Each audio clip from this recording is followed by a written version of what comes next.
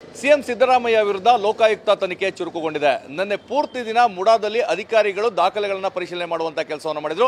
ಇವತ್ತು ಮತ್ತೆ ದೂರುದಾರ ಸ್ನೇಹಮಯಿ ಕೃಷ್ಣ ಅವರಿಗೆ ಲೋಕಾಯುಕ್ತ ಕಚೇರಿಗೆ ಬರೋದಕ್ಕೆ ತಿಳಿಸಿದ್ದಾರೆ. ಇದರ ನಡುವೆ ಇಡಿ ಸಹ ಅಲರ್ಟ್ ಆಗಿದೆ. ಈ ಎಲ್ಲದರ ಬಗ್ಗೆ ಮಾತಾಡಲಿಕ್ಕೆ ದೂರುದಾರ ಅಂತ ಸ್ನೇಹಮಯಿ ಕೃಷ್ಣ ನಮ್ಮ ಜೊತೆಗಿದ್ದಾರೆ. ಸರ್, ಒಂದು ಕಡೆ ಇವತ್ತು ಮತ್ತೆ ತಮಗೆ ಲೋಕಾಯುಕ್ತದವರು ಅಲ್ಲಿಗೆ ಬರೋದಕ್ಕೆ ತಿಳಿಸಿದರೆ ಏನು ವಿಚಾರ? ಸರ್, ಇವತ್ತು ಅದು 14 ನಿವೇಶನಗಳು ಏನಿದೆ ಶ್ರೀಮತಿ ಪಾರ್ವತಿ ಹೆಸರಿಗೆ ನೋಂದಣಿ ಆಗಿತ್ತು. ಆ ನಿವೇಶನಗಳ ಮಹಾಜರು ಮಾಡೋದಕ್ಕೆ ಇವತ್ತು ಬರೋದಕ್ಕೆ ಹೇಳಿದ್ರೆ ನಾನು ಇವತ್ತು ಹೋಗ್ತಾ ಇದ್ದೀನಿ. ಇವತ್ತು ಅದೇ 14 ನಿವೇಶನ ಸಂಬಂಧಪಟ್ಟ ಮಹಾಜನ ನಡೆಯುತ್ತೆ. ಈಗಾಗಲೇ 14 ನಿವೇಶನಗಳನ್ನ ಅವರು ಮುಡಾಗೆ ವಾಪಸ್ ಕೊಟ್ಟಿದ್ದಾರೆ. ಆ ವಿಚಾರ ಸಹ ಸಾಕಷ್ಟು ಚರ್ಚೆ ಆಗ್ತದೆ. ಸರ್, ವಾಪಸ್ ಕೊಟ್ಟಿದ ತಕ್ಷಣ ಅಪರಾಧ ಮಾಡಿಲ್ಲ ಅಂತಲ್ಲ ಸರ್. ಅದು ಆರೋಪಕ್ಕೆ ಪೂರಕವಾಗಿ ಒಂದು ಬಲವಾದ ಸಾಕ್ಷಿಗಳನ್ನು ಅವರೇ ಕೊಟ್ಟಾಗಾಯ್ತು. ಯಾಕಂದರೆ ಇದುವರೆಗೂ ಏನು ವಾದ ಮಾಡ್ತಿದ್ರು, ನಾವು ಯಾವುದೇ ತಪ್ಪು ಮಾಡಿಲ್ಲ, ನಾವು ಕಾನೂನುಬದ್ಧವಾಗಿ ನಿವೇಶನ ಪಡೆದೀವಿ ಅಂತ ಹೇಳಿದ್ರು.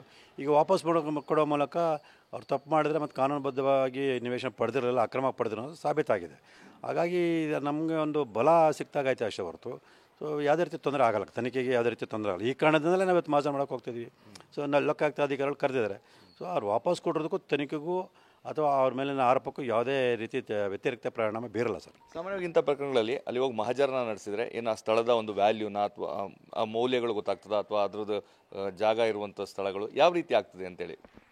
ಸರ್, ಅದು ಆ ಒಂದು ಸ್ಥಳ ಯಾವ ಒಂದು ಇದರಲ್ಲಿದೆ ಅನ್ನೋದು ಗಮನಿಸೋದಕ್ಕೋಸ್ಕರ ಮತ್ತು ನ್ಯಾಯಾಲಯಕ್ಕೆ ಗಮನಕ್ಕೆ ತರೋಕ್ಕೋಸ್ಕರ ಈ ಮಹಾಜರ್ ಮಾಡುತ್ತೆ. ಮಹಾಜರಲ್ಲಿ ಸುತ್ತಮುತ್ತ ಏನಿದೆ, ಆ ನಿವೇಶನದಲ್ಲಿ ಏನಾದ್ರು ಕಟ್ಟಡ ಕಟ್ಟಿದಾರಾ ಅಥವಾ ಖಾಲಿ ಇದೆಯಾ, ಈ ಥರ ಭೌತಿಕ ಹಿನ್ನೆಲೆ ಏನಿದೆ ಅದನ್ನು ತೋರ್ಸೋಕೆ ನ್ಯಾಯಾಲಯ ಗಮನಕ್ಕೆ ತರೋಕ್ಕೋಸ್ಕರ ಒಂದು ಮಹಾಜರ್ ಮಾಡ್ತಾರೆ. ಎಷ್ಟು ಮಹತ್ವ ಪಡ್ಕೊಳ್ತದೆ ಸರ್ ಇವು ಸ್ಥಳಕ್ಕೆ ಹೋಗಿ ಮಹಾಜರ ಮಾಡಿ ಸಾಕ್ಷಿಗಳನ್ನು ಅಲ್ಲಿ ಸಹಿ ತೆಗೆದುಕೊಳ್ಳುವಂಥದ್ದು ಇವೆಲ್ಲವನ್ನು ಮಾಡಿದಾಗ ಎಷ್ಟು ಮಹತ್ವ ಆಗ್ತದೆ ಇದು ಮುಂದಿನ ತನಿಖೆಗೆ? ಸರ್, ಈಗ ದಾಖಲಾತಿ ಪ್ರಕಾರ ನಿವೇಶನಗಳು ಅಸ್ತಿತ್ವದಲ್ಲಿ ಇದೆಯಾ ಅನ್ನೋದನ್ನ ಪ್ರಮುಖವಾಗಿ ಮನೆಯಲ್ಲ ಗಮನಕ್ಕೆ ತರೋವಂಥದ್ದು.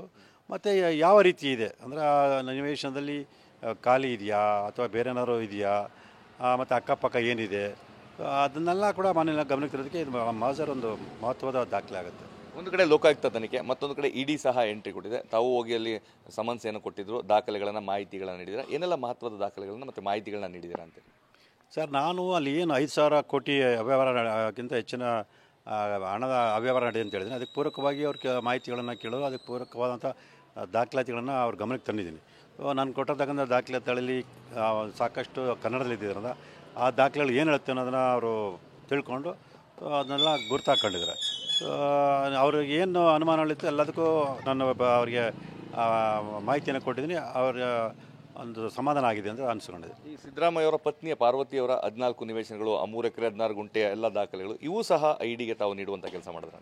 ಹೌದು ಸರ್, ಅದನ್ನೇ ಉದಾಹರಣೆಗೆ ಇಟ್ಕೊಂಡು ಯಾವ ರೀತಿಯಲ್ಲಿ ಈ ಥರ ರಾಜಕಾರಣಿಗಳು, ಪ್ರಭಾವ ವ್ಯಕ್ತಿಗಳು ಸುಳ್ಳು ದಾಖಲೆಯನ್ನು ಸೃಷ್ಟಿ ಮಾಡಿಕೊಂಡು ಬೇರೆ ಆಸ್ತಿಯನ್ನು ತಮ್ಮ ಆಸ್ತಿ ಅಂತೇಳಿ ಇದು ಮಾಡಿಕೊಂಡು ಪರಿಹಾರ ಕೊಟ್ಟಿಲ್ಲ ಅಂತೇಳಿ ಹೇಗೆ ಸುಳ್ಳು ಮಾಹಿತಿಯನ್ನು ದಾಖಲೆಯನ್ನು ನಗರಾಭಿವೃದ್ಧಿ ಪ್ರಾಧಿಕಾರ ಕೊಟ್ಟು ಅಕ್ರಮವಾಗಿ 50-50 ಅನುಪಾತದ ಹೆಸರಿನಲ್ಲಿ ಹೇಗೆ ಅಕ್ರಮ ನಿವೇಶನ ಪಡೆದಿರೋದನ್ನು ಸಂಪೂರ್ಣವಾಗಿ ಮಾಹಿತಿ ಕೊಡಬೇಕು ಅಂದರೆ ಸಿದ್ದರಾಮಯ್ಯ ದಾಖಲೆನೇ ಅಲ್ಲಿ ಪ್ರಮುಖ ಸಾಕ್ಷಿಗಳಾಗಿದೆ. ಹಾಗಾಗಿ ಎಲ್ಲ ದಾಖಲೆನ ನಾನು ಕೊಟ್ಟು ಅವ್ರ ಗಮನಕ್ಕೆ ತಂದಿದ್ದೀನಿ.